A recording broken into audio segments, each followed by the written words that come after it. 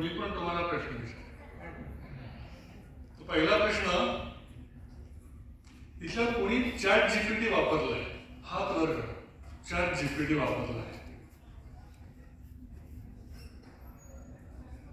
त्याचे हात वर केलेत ना, ज्यांनी हात वर केले नाहीयेत हात वर केलेल्यांकडे बघा आता.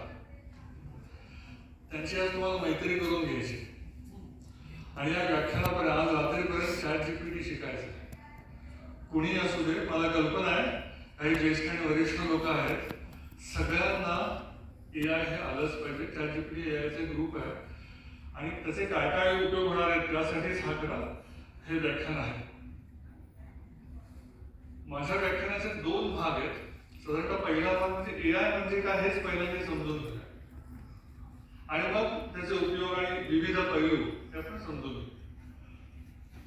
एआय म्हणजे आर्टिफिशियल इंटेलिजन्स, म्हणजेच कृत्रिम बुद्धिमत्ता.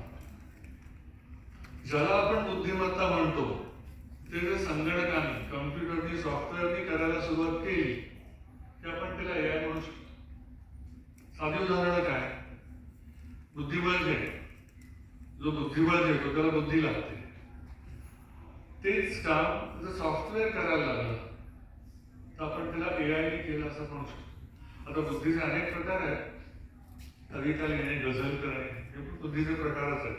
ट्रान्सलेशन करणे, गाडी चालवणे, तर हे सगळे प्रकार ज्याला आपण मानवी बुद्धिमत्ता म्हणतो ते जेव्हा सॉफ्टवेअर करायला लागतं, कम्प्युटर करायला लागतं, त्याला आपण आर्टिफिशियल इंटेलिजन्स, ढोबळ मानवी म्हणू शकतो. सगळ्यांना मान्य काय? एवढं साधी डेफिनेशन आहे आणि आजचं कालचं तंत्र नाही आहे. म्हणजे हा सगळा टॉक खूप तांत्रिक होणार आहे. समजलं तेवढं समजलं.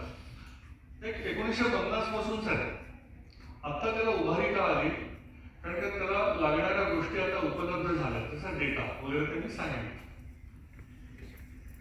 एआय मध्ये प्रामुख्याने अजून काही भाग येतात. एकाला मशीन लर्निंग म्हणतात, जो डेटा वापरून आर्टिफिशियल इंटेलिजन्स करतो, कृत्रिम बुद्धी निर्माण करतो. आणि त्यात अजून एक डीप लर्निंग.